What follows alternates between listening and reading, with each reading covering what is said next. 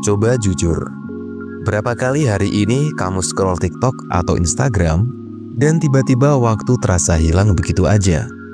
1 jam lewat, 2 jam lewat, dan kamu nggak sadar hari yang seharusnya produktif berubah jadi kumpulan video lucu dan postingan orang lain yang terlihat lebih bahagia dari hidupmu sendiri.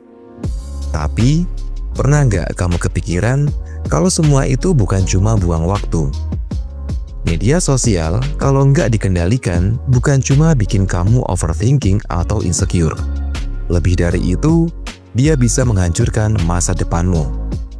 Kali ini kita bakal kupas tuntas gimana media sosial memanipulasi pikiran kita, mengikis potensi kita, dan pelan-pelan menjauhkan kita dari masa depan yang kita impikan.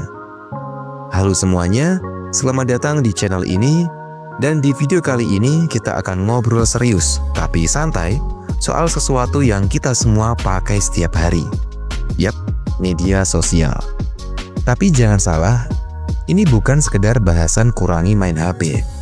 Ini tentang gimana media sosial bisa menjadi pisau bermata dua yang bisa menuntun kamu ke sukses atau justru diam-diam mengubur potensimu hidup-hidup. Aku nggak akan kasih opini kosong.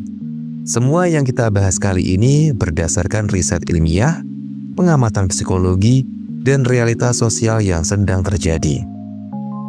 Oke, kita mulai dari hal yang paling umum, ilusi produktivitas.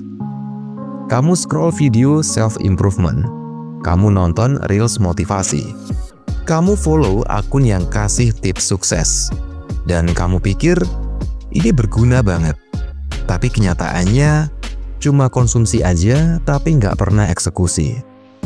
Nah, penelitian dari University of Pennsylvania tahun 2018 menemukan bahwa penggunaan media sosial yang berlebihan berhubungan langsung dengan meningkatnya gejala depresi dan kecemasan, terutama karena perbandingan sosial dan information overload atau kelebihan informasi. Kamu ngerasa sibuk belajar, padahal kamu cuma sibuk nge-like dan share, dan cuma nonton aja. Produktivitas palsu ini bikin kamu merasa capek, tapi nggak ada hasil nyata. Kamu merasa bergerak, padahal kamu cuma muter di tempat. Kita sering bilang bisa berhenti kapan aja, tapi apakah benar? Kita semua tahu, media sosial dirancang untuk bikin kita semua kecanduan. Ya, sama kayak junk food. Ada rasa puas sesaat, tapi efek jangka panjangnya bahaya banget. Menurut Dr. Anna Lemke, dia seorang penulis Dopamine Nation. Setiap kali kamu scroll dan dapat notifikasi, otak kamu memproduksi dopamin. Ini bikin kamu pengen lagi dan lagi. Bahkan ada riset dari Harvard yang menunjukkan bahwa aktivitas di media sosial memicu bagian otak yang sama seperti ketika kamu makan makanan favorit atau mendapatkan pujian. Dan bahayanya, otak kita jadi terbiasa cari dopamin instan. Kita jadi nggak sabaran, gampang bosan, dan kesulitan untuk melakukan pekerjaan yang butuh fokus jangka panjang. Nah, di zaman sekarang, fokus adalah superpower. Tapi, dengan media sosial, fokus kita terpecah. Satu notifikasi masuk, kita langsung cek. Niat awalnya cuma 5 menit. Tahu-tahu 30 menit hilang begitu aja. Cal Newport, penulis Deep Work, bilang bahwa pekerjaan yang berkualitas tinggi hanya bisa muncul saat kita bisa bekerja dalam keadaan tanpa gangguan selama waktu yang cukup lama. Tapi gimana bisa kita mencapai itu kalau setiap beberapa menit kita buka HP? Akhirnya, kita jadi generasi yang bisa menghafal 10 tren TikTok, tapi susah menyelesaikan satu tugas penting. Media sosial juga membuat kita secara konstan membandingkan diri kita dengan orang lain. Orang lain terlihat lebih sukses, lebih kaya, lebih bahagia, dan kita merasa tertinggal, merasa nggak cukup keren, dan ngerasa nggak cukup berhasil. Padahal, yang kita lihat di media sosial itu hanya highlight, bukan realita. Psychology Today mencatat bahwa perbandingan sosial di media sosial meningkatkan risiko rendah diri dan bahkan memperparah gejala depresi.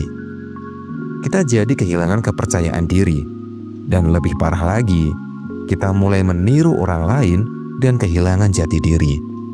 Dan saat kamu kehilangan jati diri, kamu kehilangan arah masa depan.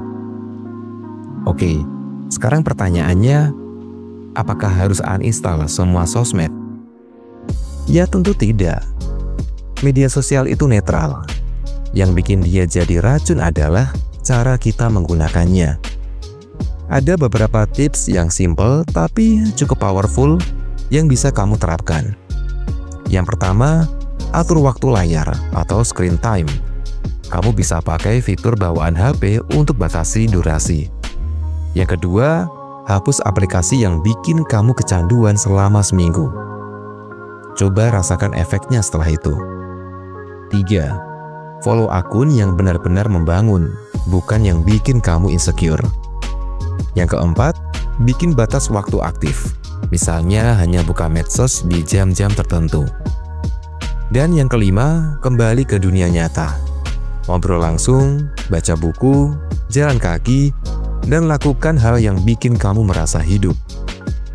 Nah, teman-teman, masa depan itu dibangun dari hal-hal kecil yang kita lakukan setiap hari. Dan media sosial bisa jadi teman atau jadi penghancur, tergantung kamu memperlakukannya seperti apa. Jadi, yuk mulai sadari, apa yang kamu konsumsi hari ini akan menentukan siapa kamu besok. Kalau kamu suka video ini dan merasa dapat insight, jangan lupa like, share, dan subscribe, oke? Dan coba tulis di kolom komentar, apa hal paling positif dan paling negatif yang pernah kamu alami karena media sosial. Aku pengen banget baca cerita kalian. Sampai ketemu di video selanjutnya dan ingat, masa depanmu terlalu berharga untuk dikorbankan demi scroll yang gak ada ujungnya.